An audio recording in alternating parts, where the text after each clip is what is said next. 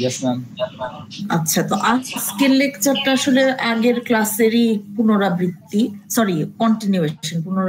Continuation. তো দেখো দুইটা স্লাইড হুবহু আমাদের আগের স্লাইড থেকে নেওয়া, জাস্ট একটু রিভিশন দেওয়ার জন্য। আমরা দেখছিলাম যে অপারেটিং সিস্টেম যেটা করে যে একাধিক প্রসেস থাকলেও প্রতিটা প্রসেসকে এমন একটা ইলিউশন দেয় যে ও একলাই খালি প্রসেসরের মধ্যে রান হচ্ছে, আর দুইটা প্রসেসের মধ্যে যদি ইন্টার প্রসেস কমিউনিকেশন দরকার পড়ে ওইটাও দেখে। এটাকে আমরা বলি যে টাইম শেয়ারিং এর মাধ্যমেও করে থাকে, এবং এটাকে আমরা প্রসেস অ্যাবস্ট্রাকশনও বলে থাকি। আরেকটা আমরা যেটা দেখছি মেমোরি ভার্চুয়ালাইজেশন করে, যেটার কনসেপ্টটা ছিল যে মনে করো র্যামের মধ্যে একটা প্রসেস কিন্তু একবারে সব পুরাটা জায়গা পায় না, ও খাবলা খাবলা করে যেখানে যেখানে খালি জায়গা থাকে র্যামের ওইখানে গিয়ে রাখে। কিন্তু ওকে এমন একটা ধারণা দেওয়া হয় প্রসেসটাকে যে এরকম একটা মেমোরির সাথে ম্যাপ করা হয় যেখানে কিনা 0 থেকে n পর্যন্ত, দ্যাট ইজ ওই 4GB যদি আমার মেমোরি হয় 0 থেকে 4GB পর্যন্ত একটা ম্যাপিং করা হয় ওকে। তো এই ম্যাপিং এর ফলে যেটা হয় যে ও মনে করে পুরো মেমোরি ধরে ওই আছে। তো এই মেমোরিটা যে সেটা র্যামের মধ্যে থাকে, এবং এটার মধ্যে যেটা থাকে সেটা হচ্ছে কোড থাকে, ডেটা থাকে, স্ট্যাক থাকে, হিপ থাকে। গত ক্লাসে আমরা কোড আর ডেটা দেখছিলাম। স্ট্যাক আর হিপ হচ্ছে বিভিন্ন ডেটা স্ট্রাকচার যেগুলির মধ্যে প্রসেসটার বিভিন্ন ইনফরমেশন সেভ করা থাকে। যেমন মনে করো যে আমরা যদি কোনো রিকার্সিভ ফাংশন চিন্তা করো, রিকার্সিভ ফাংশন কল করলে ওই ফাংশনটা বারবার করা হয় বিভিন্ন ভ্যালু দিয়ে, ওই কল করার পরে ওই ভ্যালুগুলো আবার রিটার্ন করে। তো সেই ইনফরমেশন গুলো কিন্তু স্ট্যাকের মধ্যে স্টোর করা হয়। তো এইরকমই আরো অনেক রকমের ইনফরমেশন হয়তো স্ট্যাকে হিপে স্টোর করা থাকে। তো এটা ওর মেমোরিটা। এখন এখানে অপারেটিং সিস্টেম যেটা করে যে একটু আগে আমরা বলছিলাম যে টাইম শেয়ারিং এর মাধ্যমে প্রতিটা প্রসেসকে এমন একটা ফিল দেয় যেন ওই একমাত্র ওইখানে রান হচ্ছে। এখানে দুইটা কনসেপ্ট আছে, একটা পলিসি, একটা মেকানিজম।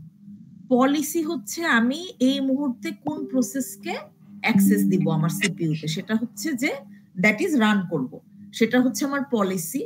আর মেকানিজম যে এই যে একটা প্রসেসকে ইসে করে আমরা হলো গিয়ে আরেকটা প্রসেস ইসে করি, একটা প্রসেসকে কি জানি বলে,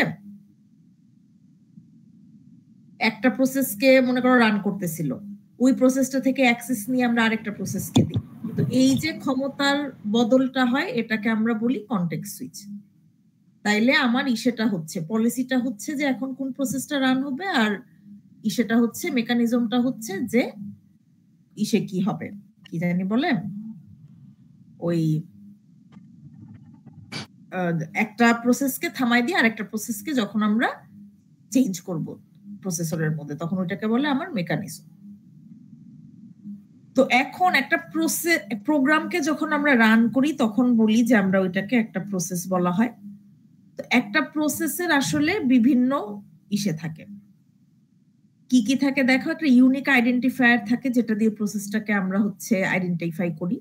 ফাইলের যেমন আমরা দেখছিলাম যে একটা ইউনিক আইডেন্টিফায়ার থাকে যেটা দিয়ে প্রতিটা ফাইলকে ইউনিকলি আইডেন্টিফাই করা যায়, ওইরকম প্রতিটা ইসেরও একটা করে প্রসেস থাকে যেটা দিয়ে গিয়ে ইউনিকলি আইডেন্টিফাই করা যায়। এরপরে হলো গিয়ে কোড আর ডেটা থাকে যেগুলি কিনা স্ট্যাটিক, এগুলি কোনো চেঞ্জ নাই। স্ট্যাক আর হিপ অন্য দিক দিয়ে ডায়নামিক, একটু আগে যেরকম বললাম যে তুমি কি ভ্যালু দিয়ে কল করবা ওইটার উপরে কিন্তু তোমার ডিপেন্ড করবে যে ইসে তোমার রিকার্সিভ ফাংশনটা কয়বার কল হবে বা কিভাবে গিয়ে রিটার্ন ভ্যালু আসবে। এরপরে আরো যেটা থাকে প্রোগ্রাম কাউন্টার থাকে, আমরা দেখছিলাম প্রোগ্রাম কাউন্টার যে বর্তমানে আমার কোন ইনস্ট্রাকশনটা এক্সিকিউট হচ্ছে সেটা আমার প্রোগ্রাম কাউন্টার। বিভিন্ন রেজিস্টার থাকে যেখানে কিনা আমরা বলছিলাম রেজিস্টার এক একটা ছোট ছোট মেমোরি, আর এসপি স্ট্যাক পয়েন্টার যেটা কিনা আমার স্ট্যাকের দিকে পয়েন্ট করে থাকে। তো এগুলি একটা প্রসেসের মধ্যে থাকে। তো এখন এখানে অপারেটিং সিস্টেমের ভূমিকাটা কি? অপারেটিং সিস্টেম আমরা গত ক্লাসেই বলছিলাম যে যেটা করে যে মেমোরিতে কোড আর ডেটা গুলাকে লোড করে, প্রোগ্রাম কাউন্টারটাকে গিয়ে ইনিশিয়েট করে দেয়। তো এরপরে যদি কোনো স্ট্যান্ডার্ড ইনপুট আউটপুটের দরকার পড়ে তখন ওইটাকে হ্যান্ডেল করে। তো এগুলি আমার অপারেটিং সিস্টেমের এখানে ফাংশন। এখন এই যে আমার প্রসেস আছে, একটা প্রসেসের 5টা স্টেট থাকে।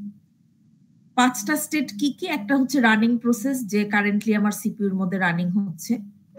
আরেকটা হচ্ছে রেডি, যে ও এখন রান হতে পারবে, কিন্তু যেহেতু অন্য টাইম শেয়ারিং এর মাধ্যমে অন্য প্রসেসকে টাইম দেওয়া হচ্ছে, ওকে আমি এখন ওয়েট করাচ্ছি। এটাকে ওয়েটিং প্রসেসও বলে অনেক সময়।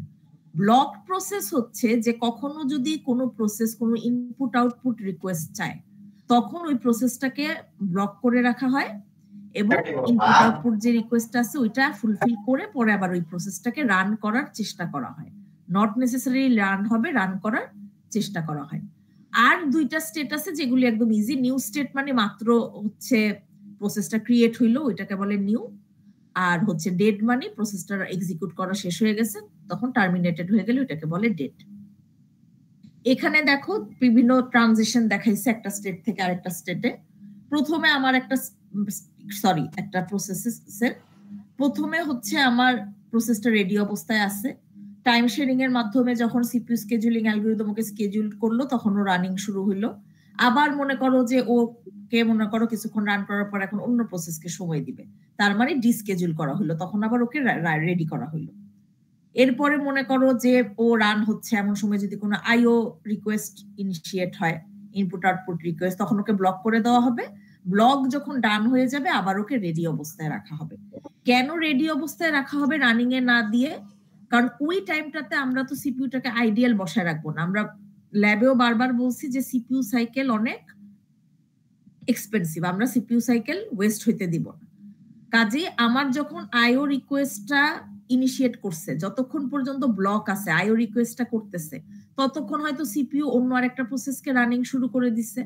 কাজে ওই প্রসেসটাকে মনে করো যদি রাউন্ড রবিন হয়ে থাকে, ওই প্রসেসটাকে 5 মিলি সেকেন্ড রান না করে কিন্তু আমি এই প্রসেসটা যতই এখন রেডি থাকুক ওকে দিতে পারবো না। ওকে আমি রেডি রাখবো যখন এখন যে প্রসেসটা ওর যতক্ষণ আইও ইসের রিকোয়েস্ট হচ্ছিল, ব্লক ছিল, ততক্ষণ যে প্রসেসটা রান হচ্ছিল, ওর রান হওয়া শেষ হইলে তখন আবার রেডি থেকে ওকে আমরা রান দিই। এখানে একটা ছোট্ট উদাহরণ দেওয়া আছে, দেখো 2টা মাত্র প্রসেস 0 এন্ড প্রসেস 1। প্রথমে প্রসেস 0 রানিং হচ্ছে, তো যেহেতু প্রসেস 0 রানিং হচ্ছে, প্রসেস 1 রেডিতে আছে আর রানিং হচ্ছে, রেডিতে আছে। এরপরে প্রসেস 0 একটা আইও ইনিশিয়েট করলো, তো কাজে কি আমি সাথে সাথে প্রসেস 0 কে ব্লক করে দিব আর আইও রিকোয়েস্টটাকে এক্সিকিউট করতে থাকবো। ততক্ষণে আমার প্রসেস 1 কে তো বসায় রেখে লাভ নেই, কারণ প্রসেস 0 ব্লক আছে, তো এখন আমার সিপিইউ আইডেল আছে, সিপিইউ কে আমি আইডেল কেন বসায় রাখবো? আমি প্রসেস 1 কে রান করা শুরু করে দিলাম। এখানে মনে করো রাউন্ড রবিন চলতেছে আর প্রতিটা প্রসেস 5 মিলি সেকেন্ড করে টাইম পাবে। তো দেখো ও হলো গিয়ে রান হচ্ছে। এখন ওর আইও যখন ডান, তখন কিন্তু প্রসেস 0 এই 7 নাম্বার টাইম ল্যাপে ওর আইও ডান, তখন ও ব্লক থেকে রেডি হয়ে গেছে। কিন্তু যেহেতু প্রসেস 1 রান হচ্ছে, ও ওয়েট করবে। এখন প্রসেস 1 রান করলো, এই যে 1 2 3 4 5 মিলি সেকেন্ড রান করলো, এরপরে রেডি থেকে আবার ও রান করা শুরু করলো। ওর আগে 3 মিলি সেকেন্ড রান করছিল, পরে বাকি 2 মিলি সেকেন্ড আবার রান করলো। এখানে টাইম 1 থেকে শুরু করছে, তোমরা চাইলে 0 থেকেও শুরু করতে পারো। এরকম 3 মিলি সেকেন্ডে কেন রান হয়েছে? মানে এটা কি নিজেদের ইচ্ছা মতো? এইখানে এই যে একটু চোখটা দাও, প্রসেস 0 ইনিশিয়েটস আইও রিকোয়েস্ট। ও যখন আইও রিকোয়েস্টটা করলো তখন ও ব্লক হয়ে গেল। ব্লক হওয়ার পরে ও রান করা শুরু করলো। আর আমি শুরুতে বলে নিছিলাম যে এখানে মনে করো যে রাউন্ড রবিন চলতেছে, প্রত্যেককে 5 মিলি সেকেন্ড করে রান হবে। তো ওর 3 মিলি সেকেন্ড রান হয়েছিল, এরপরে ওর একটা আইও রিকোয়েস্ট লাগে, ওইটার তখন ও ব্লক ছিল। তখন প্রসেস 1 রান হওয়া শুরু করে। ও যখন ইভেন রেডিও হয়ে যায়, প্রসেস 1 এর 5 মিলি সেকেন্ড শেষ হয় না, কাজে ও আগে 5 মিলি সেকেন্ড শেষ করে, এরপরে গিয়ে বাকি 2 মিলি সেকেন্ড হচ্ছে প্রসেস 0 করে। আর এখানে আর কিছু নাই, কারণ ওর তো রান করা শেষ। এবার বুঝছো? জি মিস। আচ্ছা, তো এখন অপারেটিং সিস্টেমের কিছু ডেটা স্ট্রাকচার আছে, যেমন অপারেটিং সিস্টেম প্রতিটা প্রসেসের জন্য একটা অপারেটিং ডেটা স্ট্রাকচার মেনটেন করে, যেটাকে প্রসেস কন্ট্রোল ব্লক বা পিসিবি বলে। প্রতিটা পিসিবিতে একটা প্রসেস আইডেন্টিফায়ার থাকে, প্রসেসটা কোন স্টেটে আছে, এটা কি রেডি নাকি রানিং নাকি ব্লক নাকি নিউ, এটা থাকে। অন্য কোনো রিলেটেড প্রসেস যদি থাকে, যেমন কিছুদিন পরে তোমরা দেখবা যে বিভিন্ন প্যারেন্ট প্রসেস থেকে আমরা চাইল্ড প্রসেস ক্রিয়েট করতে পারি, তো সেই ক্ষেত্রে ওইগুলির পয়েন্টার গুলা দেওয়া থাকে। সিপিইউর যে কিছু ইনফরমেশন আমরা দেখছিলাম প্রসেসের, ওই ইনফরমেশন গুলা থাকে। এই যে আমরা যে সিপিইউতে দেখছিলাম যে সিপিইউর কনটেক্সটে প্রসেসের যে program counter, registers and stack pointer থাকে, ওইগুলি থাকে। এরপরে বিভিন্ন মেমোরি লোকেশন এবং ফাইলের প্রতিও পয়েন্টার গুলো থাকে। তো এগুলি হচ্ছে আমার প্রসেস কন্ট্রোল ব্লকের মধ্যে, প্রতিটা প্রসেসের জন্য একটা করে ব্লক থাকে। মাল্টি প্রসেসিং আমরা অলরেডি জানি, এতদিন আমরা এটাই পড়তেছি যে একাধিক প্রসেস থাকে আমাদের। প্রসেস তো না, প্রসেসের কোড থাকে একাধিক। এখানে মাল্টি প্রসেসিং এ দুই রকম মাল্টি প্রসেসিং হয়, সিমেট্রিক আর অ্যাসিমেট্রিক। সিমেট্রিক হচ্ছে যে যখন একটা মেইন সিপিইউ থাকে আর বাকিগুলা সব ওই মেইন সিপিইউটার উপরে ডিপেন্ডেন্ট ছোট ছোট হচ্ছিল গিয়ে প্রসেসর থাকে, ওইটা থেকে বলে অ্যাসিমেট্রিক। আর সিমেট্রিকে হচ্ছে সবগুলা সমান ইসে থাকে। তো মেইনলি আমাদের ইসেগুলো প্রসেসরগুলো সিমেট্রিক হয়। দেখো কয়েকটা উদাহরণ দিছে যে সেম হুবহু ক্লোন প্রতিটা কোড। আর যদি এটা ইসে হইতো অ্যাসিমেট্রিক হইতো, একটা হয়তো মেইন বড় হইতো, বাকিগুলো ওর সাথে কানেক্টেড থাকতো। এখানে সিমেট্রিকের আরেকটা উদাহরণ দেওয়া আছে। আর ক্লাস্টার সিস্টেম হচ্ছে এইটা মাল্টি প্রসেসর থেকে ডিফারেন্ট এইভাবে যে মাল্টি প্রসেসরে যেটা করা হয় যে আমার যদি একাধিক প্রসেস থাকে আমরা ওইটা মাল্টিপল করে রান করি, আলাদা আলাদা প্রসেস। কিন্তু ক্লাস্টার সিস্টেম হচ্ছে আমাকে যদি বড় একটা কাজ করতে হয় তখন আমি অনেকগুলা প্রসেসরকে একসাথে করে একটা ক্লাস্টার করে একটা ছোট ছোট অনেকগুলা মানে প্রসেসরকে একসাথে করে একটা বড় একটা কম্পিউটারের সিস্টেমের মতো তৈরি করি। তখন আমি হচ্ছে বিভিন্ন রকমের সায়েন্টিফিক রিসার্চ কাজ বা যত বড় বড় কাজ আছে ওইগুলি ক্লাস্টার সিস্টেমের মাধ্যমে করে থাকি। এটা হচ্ছে ক্লাস্টার। ট্রেডিশনাল কম্পিউটার হচ্ছে আমরা বাসা বাড়িতে বা ল্যাপটপ ডেস্কটপ যা ইউজ করি, এগুলো হচ্ছে traditional computer. Client server computing এর যেটা থাকে যে একটা মেইন ক্লায়েন্ট থাকে, সরি একটা মেইন সার্ভার থাকে আর ওর বিভিন্ন ক্লায়েন্ট থাকে। ক্লায়েন্টরা যেটা করে যে ওর কাছে রিকোয়েস্ট পাঠায় এবং সার্ভার থেকে হচ্ছিল কি তখন ওই রিকোয়েস্টটা রাখা হয়। আমাদের নেটওয়ার্কিং এ আমরা ক্লায়েন্ট সার্ভার দেখছি যেরকম ওই রকমই। আর পিয়ার টু পিয়ারে অন দা আদার হ্যান্ড যেটা থাকে যে কোনো ক্লায়েন্ট সার্ভারের মতো এরকম একটা ক্লায়েন্ট আর একটা সার্ভার তা না, এখানে সবাই সবার সাথে কানেক্টেড থাকে এবং সবাই সবাইকে হচ্ছে রিকোয়েস্ট পাঠাইতে পারে বা ডেটা পাঠাইতে পারে, হোয়াটএভার বলো। ওয়েব বেসড কম্পিউটিং হচ্ছে যে মনে করো আমাদের কম্পিউটারের মেমোরি এখন অনেক আছে, কিন্তু তারপরও মনে করো যে যদি আরো বেশি আমরা আজকাল ক্লাউডে দেখো, ক্লাউডে কিন্তু আমরা স্টোর করতে পারতেছি, ক্লাউডে আমরা হচ্ছে কোডিং করতে পারতেছি, ক্লাউডের মাধ্যমে আমরা হচ্ছিল গিয়ে আরো হচ্ছিল গিয়ে স্টোরেজ অ্যাক্সেস করতে পারতেছি। তো এটা হচ্ছে আমার ওয়েব বেসড কম্পিউটিং। লাস্ট স্লাইডে এসে পড়ছি আমরা দুইটা জিনিস যেটা কিনা আমরা নর্মাল লাইফে ডে টু ডে লাইফে হচ্ছে একই অর্থে ইউজ করি কিন্তু আসলে একটু পার্থক্য আছে। প্রোটেকশন হচ্ছে যে মনে করো আমার একটা কম্পিউটার একাধিক ইউজার ইউজ করতেছে, এখন একে অপর থেকে হচ্ছে যদি আমি প্রাইভেসি দেই, মনে করো যে আমাদের যে ক্লাসরুমের কম্পিউটার গুলা যখন যে টিচার যায় লগ ইন করে, তো এই যে একজনের থেকে আরেকজনের যে প্রাইভেসি মেনটেন করা সেটাকে বলে প্রোটেকশন।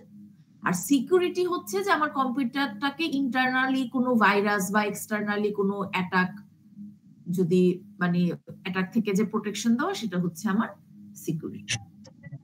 এইটাই ছিল আজকের স্লাইড। প্রথম দিকের স্লাইড গুলো একটু থিওরিটিক্যাল বেশি, এগুলি তবে কঠিন থিওরি না, এগুলি ইজি ইজি থিওরি, এগুলি মানে অনেকটা কমন সেন্স টাইপের, আর অনেক কিছু আমরা আগের থেকেই জানি। আর সামনের দিকে হয়তো আমরা অ্যালগরিদম গুলো আবার বেশি করে শুরু করব। তোমরা যেটা করো ওই কমেন্ট বক্সে নিজের আইডিটা কমেন্ট করে করে লিভ নিয়ে চলে যাও, আমি ওখান থেকে অ্যাটেন্ডেন্স দিয়ে দিব। মিস বলো।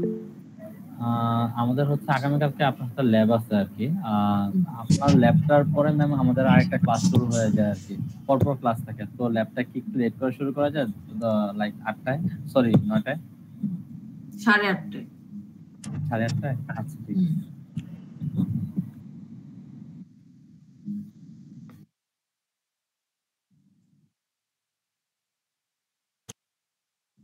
আসসালামু আলাইকুম ম্যাম।